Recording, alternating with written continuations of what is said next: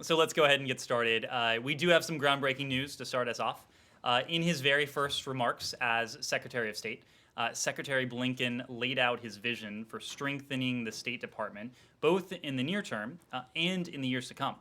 In those remarks, he acknowledged that we cannot do our job of advancing America's interests, values, our commitment to democracy, without a State Department that is truly representative of the American people, linking improved diversity and inclusion to the broader success of U.S. foreign policy.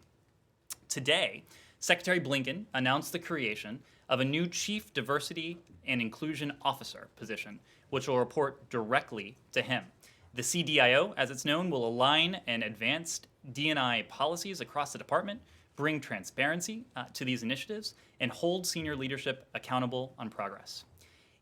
Additionally, each of our bureaus will also designate an existing Deputy Assistant Secretary to support that bureau's own efforts and to serve on a newly created Diversity and Inclusion Leadership Council, bringing senior leaders together from across the State Department to achieve the goals laid out in the upcoming Diversity and Inclusion Strategic Plan. Diversity and inclusion make us stronger, smarter, more creative, and more innovative.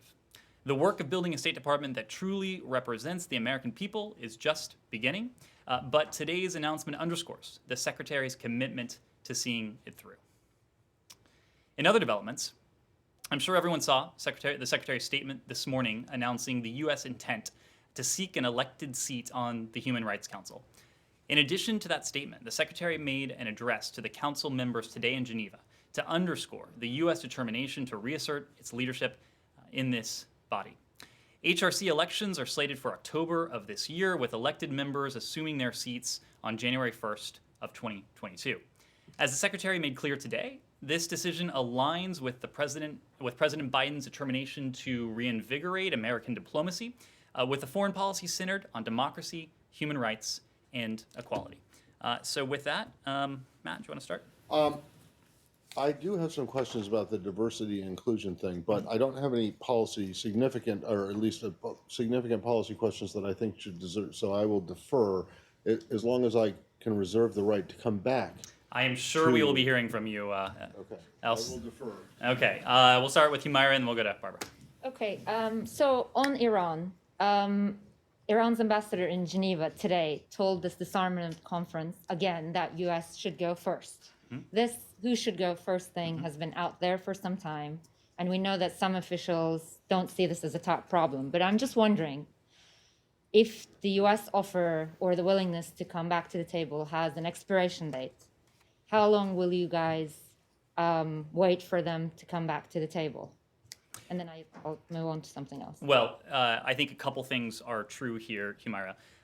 The first is that, as you have noted, we did make clear last week, after consultations with allies and partners over the course of several weeks, and then following a session with the EU3, that the United States would accept a proposal from the European Union to take part in talks under the auspices of the P5+1 with Iran. Ever since that offer has been on the table, and it has been on the table for just about a week now, we've made very clear that questions like the one you raised today are best addressed in that setting. It doesn't help us to posture from this podium. We certainly know there is posturing going on elsewhere. Our intent is to see to it, and our desire is to see to it that fruitful discussions together with our closest allies and partners, the P5+1, in this case with principled, clear-eyed diplomacy, that's where we think these questions can be best adjudicated and resolved. During that week, have you received any formal or informal indication, signal from the Iranians that they're likely to come to the table? I am not aware that they have changed their position, but obviously that's best addressed to the Iranians. We'll go to Barbara and then Andrea. I have a question about Navalny. As you anything else on Iran before we move on? I also have a question on Iran. Why don't we do that and then okay. Yep. So the question on Iran is related to what we were talking about in terms of who should go first and the compliance for compliance. Is there any consideration of lifting the nuclear waivers as part of a way to get back to talks, because they also help Iran meet its nuclear commitments. So is that something that's on the table? I'm happy to do the same windup I did, but I think I will spare everyone the extra time and just say that again, questions about the specifics of what might be on the table going forward. Those are all things that we, together with our partners, would want to discuss in the context of the offer we've put forward. The offer being to take part in discussions with the Iranians in the context of the P5+1, relying on that principled, clear-eyed diplomacy in lockstep with our closest allies. Andrea? This isn't going forward. This is going, to the issue of whether or not you, as an official for the United States, have confidence that the recordings from those cameras that are supposed to be held for 3 months will not be violated, erased, tampered with, otherwise doctored. Well, this goes back to the accommodation that was reached between the IAEA and Iran. As we said for the past couple days here, we fully support IAEA Director General Grassi's efforts to ensure full implementation of IAEA verification in Iran, and we have full faith and confidence in the IAEA. Of course, he gave a press statement, I believe it was on Sunday. So when it comes to the accommodation that he reached with the Iranians, we would want to defer to the Director General, but our general attitude is that we have full faith and confidence in the Director General and in the IAEA. Do you have any independent way of verifying that they're not being, too accommodating, given that Iran maintains access to those cameras for 3 months? Well, I don't want to go too much into it from here, obviously, but of course the IAEA, we have full faith and confidence in its ability, and it goes without saying that Iran's nuclear activity is of great interest to the United States government. I think I'll leave it at that. Can I follow up On sorry? on Humera's question? Sure. You said that questions like that are best addressed in the setting at the table, but I think what she was asking is the U.S. offer to come to that table in the first place, how long does that last? Is there an expiration date at which point? Well, what I would say is that this is an urgent challenge for us. And by challenge, I'm not specifically referring to a potential return to the JCPOA in the sense of compliance for compliance. What I'm referring to is the fact that Iran, over the course of the past couple years, ever since May of 2018 when the United States left the JCPOA, Iran has taken steps away from the nuclear deal that, when it was in effect, was verifiably and permanently blocking Iran's ability to acquire a nuclear weapon. I think I said this yesterday, but that's not my opinion. It is the opinion of our intelligence community, of this building, of international weapons inspectors, the IAEA, our closest allies and partners. Now, with Iran having distanced itself from several of these key constraints, its nuclear program has become more advanced in certain ways. One way we look at that is the so-called breakout time, the time it would take Iran to acquire the nuclear material required to build a nuclear weapon if Iran chose to do so. When the JCPOA was in effect, that was at 12 months. That time was significantly lengthened from the time when the Obama-Biden administration started these negotiations. At one point, it was measured in a small handful of months. We are now, according to some published reports, back in that time frame of a few months. Our goal in all of this is to ensure that we once again have verifiable and permanent constraints on Iran's nuclear program, and to ensure that Iran cannot acquire a nuclear weapon. So, all that to say, our patience is not unlimited, but we do believe, and the president has been clear on this ever since he was running for high office, that the United States and he felt that the most effective way to ensure Iran could never acquire a nuclear weapon was through diplomacy. That is what we are engaged in now. Heretofore, we've been engaged in those consultations with our allies, with our partners, with members of Congress.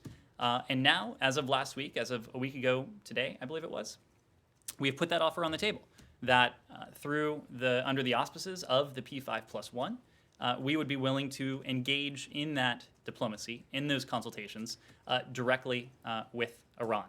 together with our closest allies and partners. Can I just make one point here? You keep saying that Iran was in complete compliance with the agreement before May 2018. But that's not entirely the case, because the way the deal was structured, if Iran came out of compliance for any reason, there was a way for them to get back into compliance. And so, in fact, there were numerous incidents of non-compliance, or what might uncharitably be called violations, particularly with the heavy water production and storage.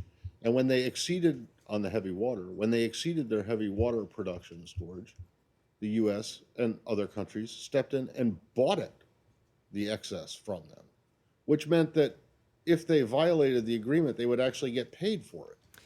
So it's all very well to say The that great they irony were- here, Matt, the great irony of this is that with the United States not in the JCPOA, we no longer have that You're no longer remedial able- method. You're no we, longer able to pay we the can't Iranians we for can't go violating back the to agreement? the It's Joint like, no, Commission. hold on, wait. You're saying that we can't go back to the Joint Commission and make clear when we think Iran has come into violation of the JCPOA.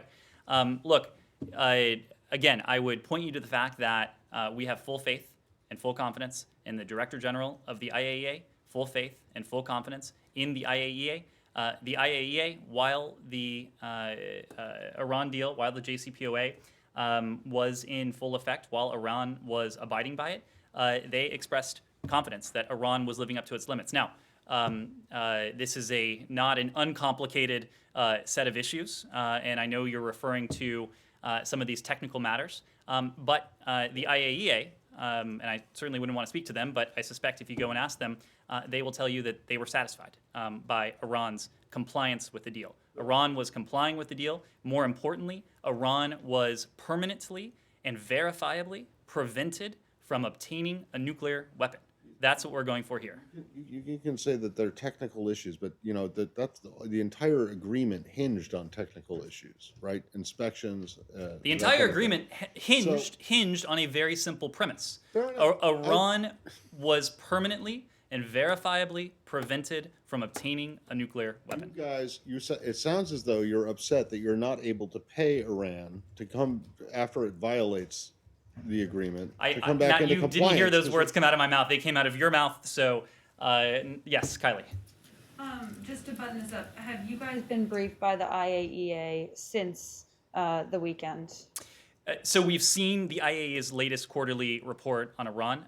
It does remain restricted until the IAEA board decides they can be released publicly. So we're not going to wade into the details of it. Okay, and then can we move on to Saudi Arabia? Just one more thing on Iran. Sure.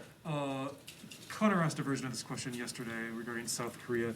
What's the message you're giving to U.S. Allies and to other countries about Iranian assets? Does the United States object to the unfreezing of assets? Is that something that the United States supports? Well, so on the question of South Korea, we don't have anything new to announce at this time. The government of South Korea, the ROK, has made clear it has not released the $1 billion in funds to Iran. We remain in ongoing consultations with South Korea.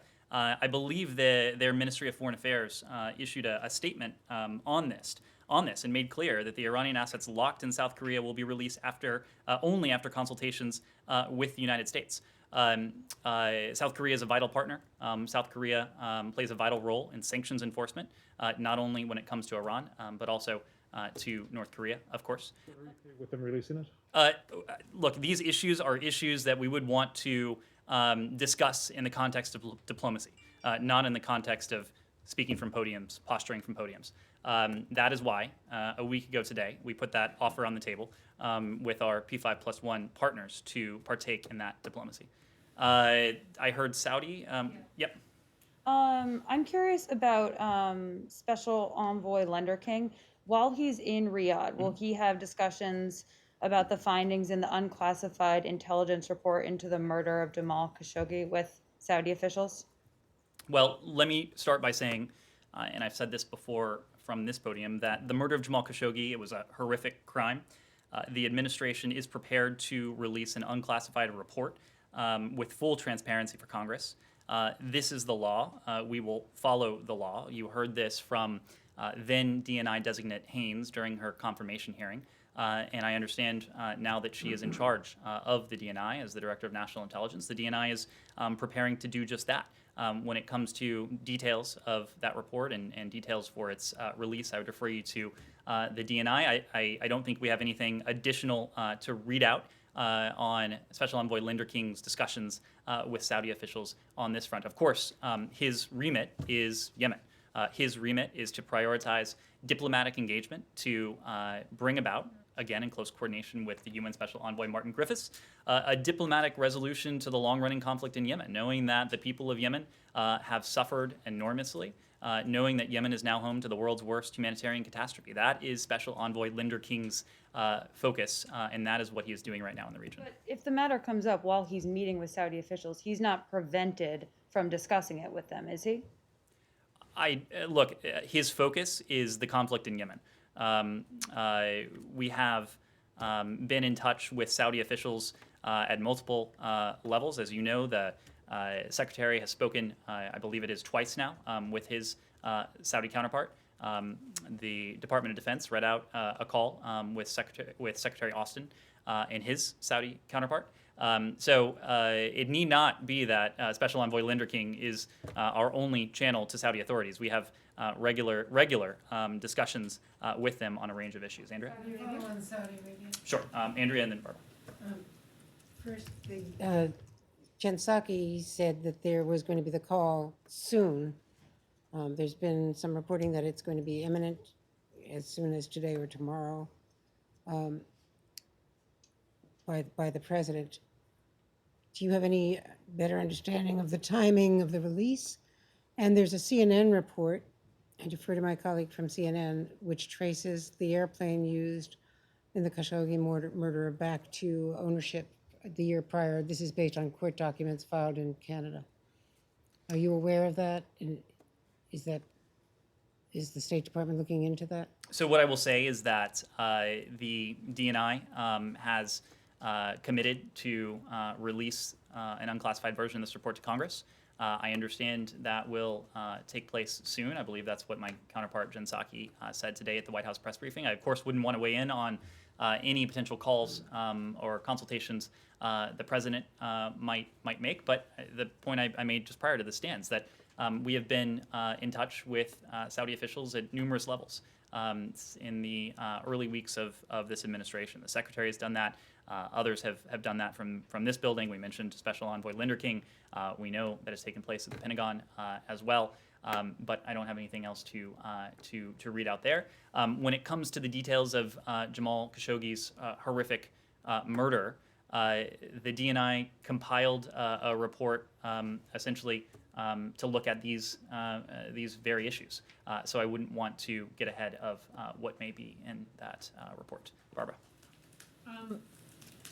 Saudi Arabia is being sued by the families of the victims of the shooting at the Florida military base, Pensacola. Mm-hmm.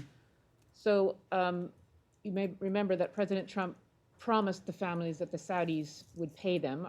Is the State Department encouraging the Saudis to settle this lawsuit? And also, the shooter was part of this military training program that's connected to weapons sales. Is that still happening, that military training program, or have there been any steps taken to increase vetting? Well, as I understand it, the specific training program in question was administered by the Department of Defense, so I would need to refer you there. But what I would say broadly is that, as we have said, Saudi Arabia is a partner across many priorities, including regional security and counterterrorism, and professional military education programs managed by both state and the Department of Defense help build the capacity of partners to provide for their own defense, to improve relations and interoperability between our national forces and those of our partners, and to provide our own forces with exposure to foreign theaters and cultures, just as we advance U.S. values with our allied militaries, such as understanding and respect for human rights and the law of armed conflict. When it comes to The lawsuit you mentioned, obviously, you're asking about pending litigation. We don't comment on pending litigation beyond saying that our thoughts and prayers, of course, remain with the victims and survivors of this tragic attack, as well as with their families. I would refer you to DOJ for comments on the litigation. Can I ask about Navalny as well? Sure. Anything else on Saudi? Great. Please. Thank you.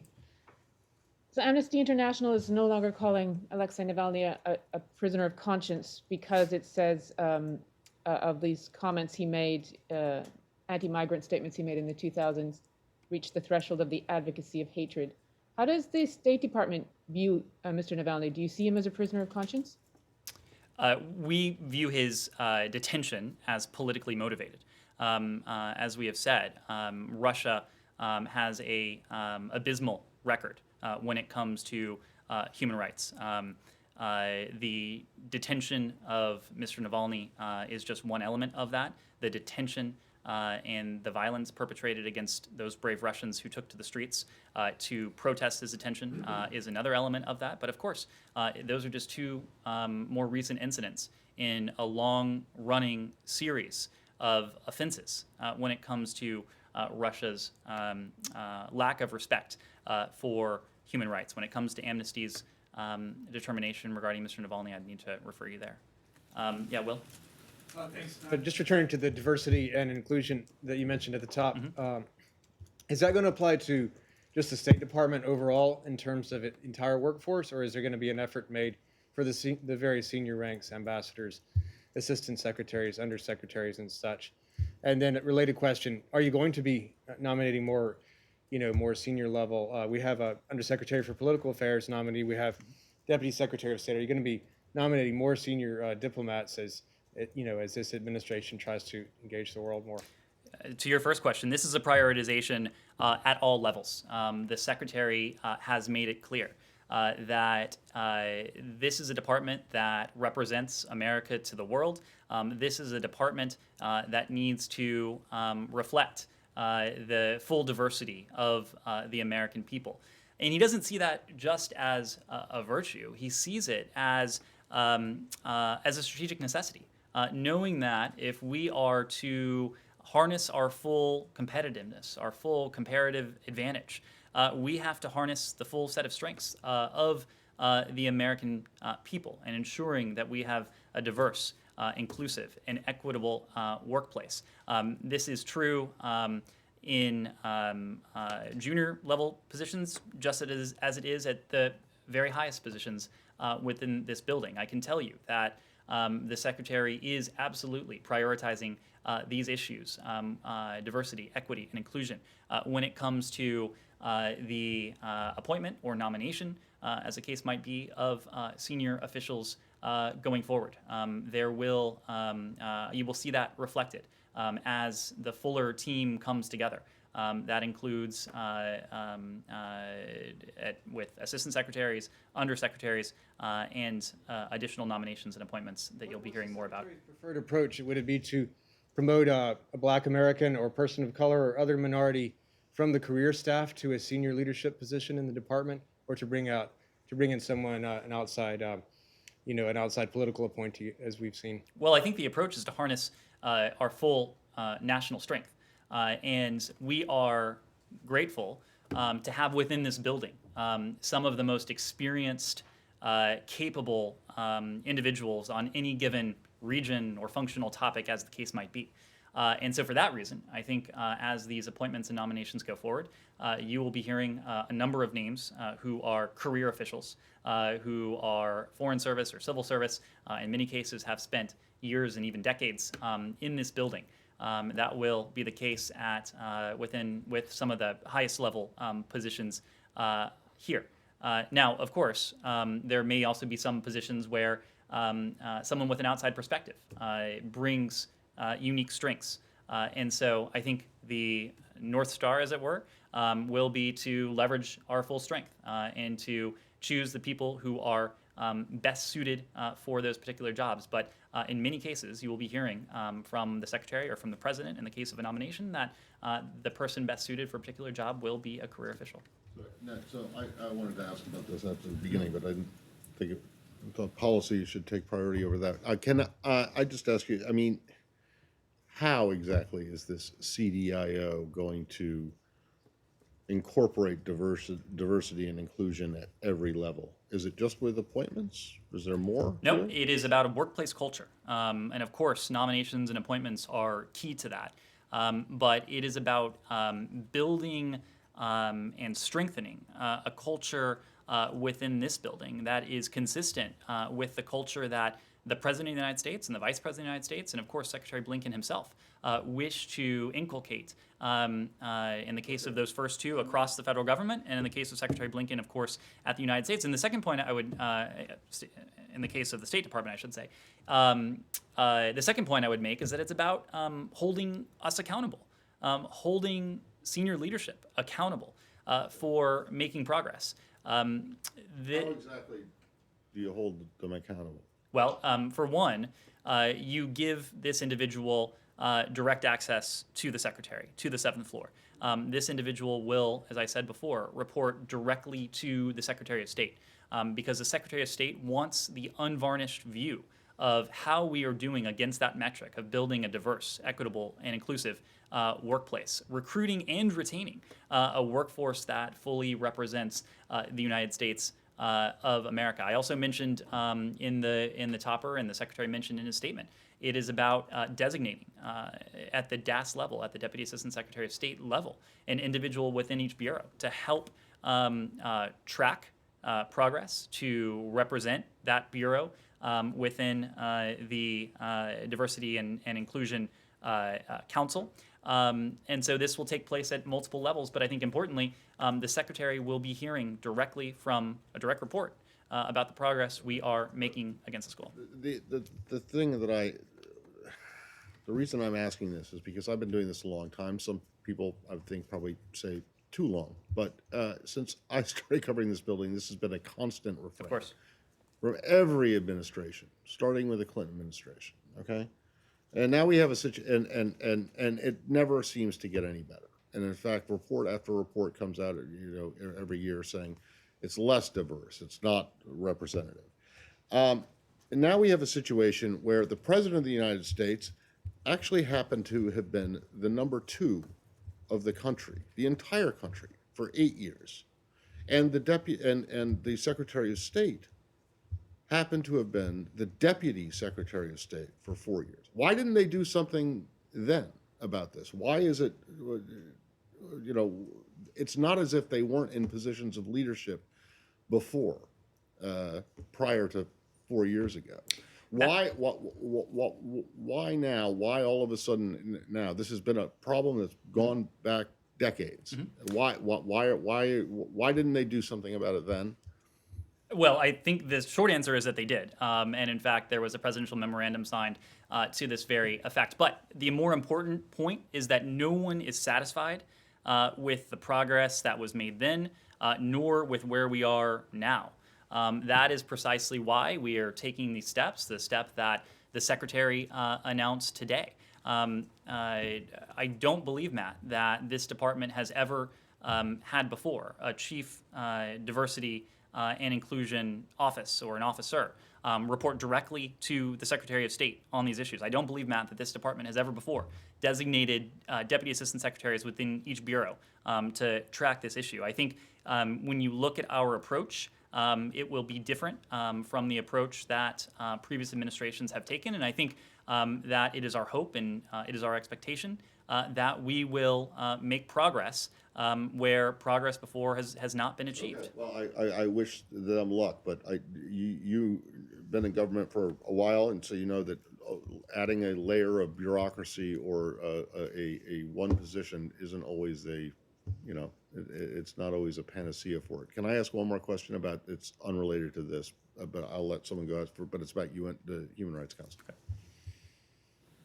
I can wait, though. I don't need to. Anything else on this? No. Okay, go ahead and then we'll move on. Oh, you want me to go? Sure. Yeah, so on the HCR, so yes, he did announce that you guys are going to seek re-election. How ardently are you going to campaign for this post? Well, I don't think we would announce that we're going to seek a seat and then not Well, you're going to try and push someone else in the, you know what WEOG means, right? I Yeah, do. okay, I do. All right. So you're going to try and kick someone else out?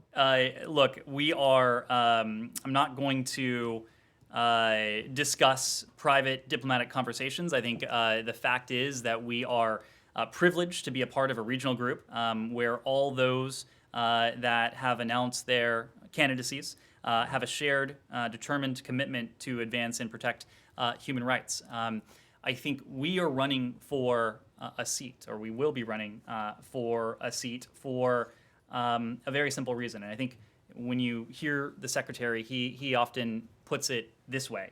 When the United States isn't in a leadership role, when we aren't galvanizing collective action, one of two things happens, and neither of them are good for our interests or our values. Either no one steps up and chaos ensues, or potentially worse, an adversary of ours or a competitor of ours seeks to fill that void, and our interests and our values are worse off because of it. We have seen instances of that, of both of those outcomes in recent years. What we are doing today in the context of the Human Rights Council, in the context of issues and challenges across the board, is that we are stepping back up. America is back, as the president put it before the Munich Security Council last Friday.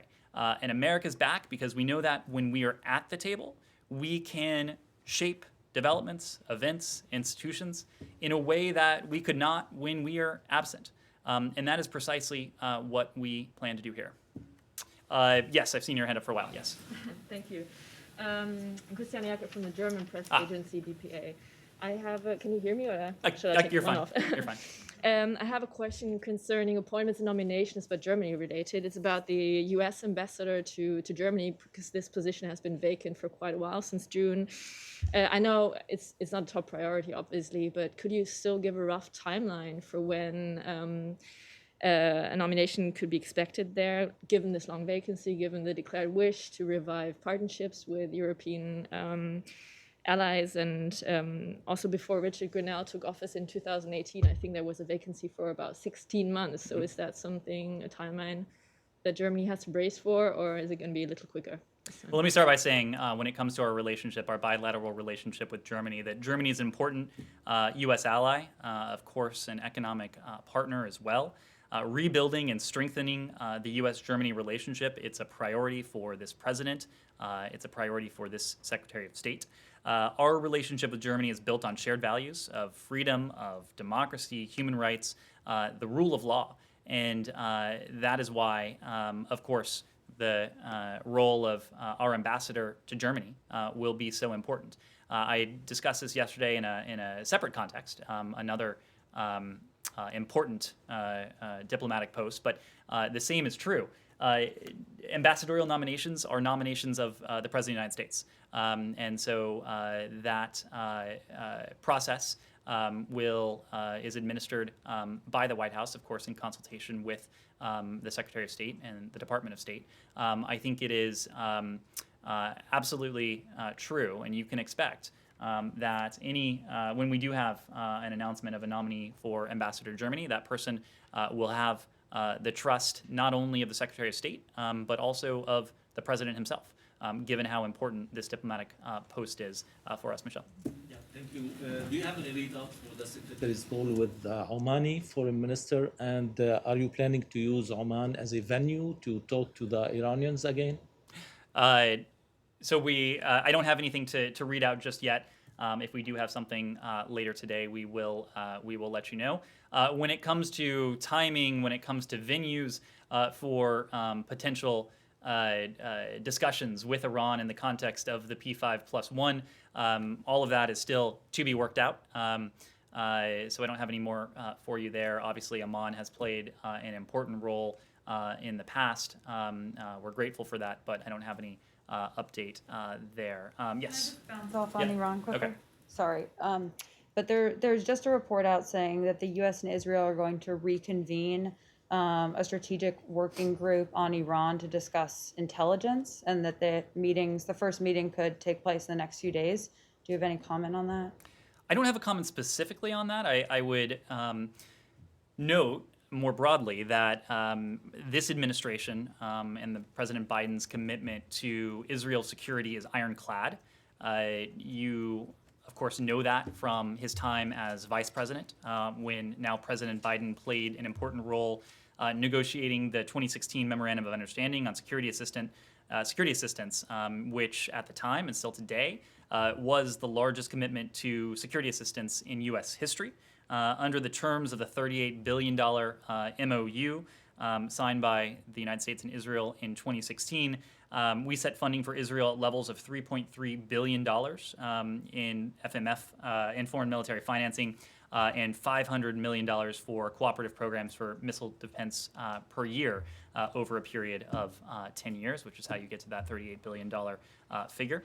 The Biden-Harris administration will uphold the commitment in the 2016 MOU without reservation, and we will also take action when it comes to our shared challenges in coordination with our allies and partners to deter and to counter Iran's destabilizing activities, its malign influence in the region. There should be no doubt that Israel can count on the United States, and we do remain committed to the idea of Israel's qualitative military edge consistent with U.S. law. So, of course, there will be that close coordination going forward. Follow up on that? So Mr. Blinken talked about consulting with the Saudis and the Israelis on Iran policy. So how important would this close type of consultation as would happen in this strategic working group, which existed before, of course, how important is that kind of close consultation to your strategy for Iran? Well, consulting with our partners and allies, it's critical to our strategy to Iran. But especially for Israel, because the Israelis have a, what do you say here, a dog in the fight Of or course. whatever? Of course, of That's course. probably wrong. We have. You say hunt, not, Right. don't Anyway, say fight. especially I don't since think the it- Israelis have been talking about how to not follow your strategy. Actually, they've been talking about the dangers of going back to the JCPOA. So what is this in particular important for how your strategy evolves? Well, we have committed to consult closely with our partners and allies, including those in the region. Of course, the P5+1 was the body that ultimately culminated, or consummated, I should say, the JCPOA, the JPOA in 2014, the JCPOA in 2015. But of course, as you mentioned, there are countries in the region, close U.S. Allies and partners, that do have a profound stake in this, with Israel being one of them. And so that is why we have committed to undertaking those consultations and consulting closely with our Israeli partners going forward. You've seen that now in a couple calls between Secretary Blinken and Foreign Minister Ashkenazi. You, of course, saw that the president himself spoke to Prime Minister Netanyahu. That close coordination and consultation is taking place at multiple levels. Yes, please. So I have one question on Iran and one on Europe. On Iran, I wanted to know if we could get any updates on the negotiation going on for the U.S. citizens who are staged in Iran, and are you going to make the release key of your Iran policy? Are we going to? I'm sorry. To make the release key of a key part of your I see. So on the U.S. citizens who are unjustly detained in Iran, we have no higher priority than their safe and expeditious return. Our strong message, as I believe we said to the Iranians, is that we won't accept their continued detention in an unjust and a wrongful manner. It's a significant priority for this administration to get them home safely. You heard from National Security Advisor Sullivan over the weekend on Sunday that the United States has conveyed this message to the Iranians. When it comes to these issues, the nuclear issue and the safe return of the Americans who are wrongfully and unjustly held, look, we don't want to tie their fates to an issue that is complex and that is challenging. And that may be a longer-term proposition. We want to make clear that their safe return home is an urgent priority for us, and it is something that, as the National Security Advisor said, we have made very clear to the Iranians themselves. Okay. So just on Europe, when President Biden starts traveling again, do we know which country in Europe he will go first? Could it be France, for instance? It's the million euro question, I suppose. No, look, we don't have any updates on travel. What we have said is that the Secretary will start traveling when it is safe to do so, when it is safe for those who would be accompanying him, when it is safe for those who would be meeting him on the other side. And so as soon as we have an update there, we'll let you know when it comes to timing, and also, of course, when it comes to location. Final question, Sean? Sure. Could I just ask two things about Burma/Myanmar? Malaysia has deported over 1,000 Myanmar citizens back. Rights groups have been criticizing it. Does the United States have any comments or concern about this? We do, and we are concerned by the reported deportation of nearly 1,100 Burmese nationals from Malaysia. This in spite of a Malaysian court order barring their deportation. And in light of ongoing unrest in Burma, that of course has been taking place since the coup of February 1st. We continue to urge all countries in the region contemplating returning Burmese migrants back to Burma to halt those repatriations until the UNHCR can assess whether these migrants have any protection concerns before being sent back to Burma. Noting that the Burmese military has a long documented history of human rights abuses against members of religious and ethnic minority groups. As for the United States, we will continue life-saving humanitarian assistance to vulnerable populations in need, including those in the region. You had a second question? Or? Okay. We'll take. Go ahead. I don't want to take it. Let's just one other thing on Myanmar. The a group of NGOs has been calling for an arms embargo at the UN level on Myanmar. Obviously, that's something the U.S. individually supports, but is there some push that you intend at the UN level to make that a UN? Well, we've been pushing on this issue within the UN since the early hours after the February 1st coup. The United States, of course, was pivotal to the statement you saw emanate from the UN Security Council in the days after. This, we've been pressing individual UN Security Council members, both publicly and privately, to condemn what has taken place and to join us and to join our like-minded partners and allies in pressing for the restoration of civilian-led leadership in Burma and in standing with the people of Burma in their aspirations for a return to democracy. Final question here. Yesterday, my VOA colleague asked you about this, whether the United States received a formal request from the Burmese diplomats in the U.S. who are asking for asylum. You said you were going to go back to her. Do you guys have an update? So that is an issue that I would need to refer you to DHS. They, of course, handle asylum claims. Does that mean they have made an asylum claim? It means I would need to refer you to the Department of Homeland Security. The Department of Homeland Security is looking into it? The Department of Homeland Security is the department that adjudicates such claims. Well, when they're made inside the United States. Correct. If they are made outside the United States. But the question was... So, all right, well, then let me ask this. Have any Burmese diplomats come to U.S. missions overseas seeking asylum? The question... Don't refer me to DHS, because that's not No, their I thing. would not in that context. The question yesterday was, have Burmese diplomats in the United States requested asylum? I'd refer you to DHS. If there's anything more we can share on Burmese diplomats who have requested asylum around the world, we will let you know. Thank you very much. See you all tomorrow. Thank you.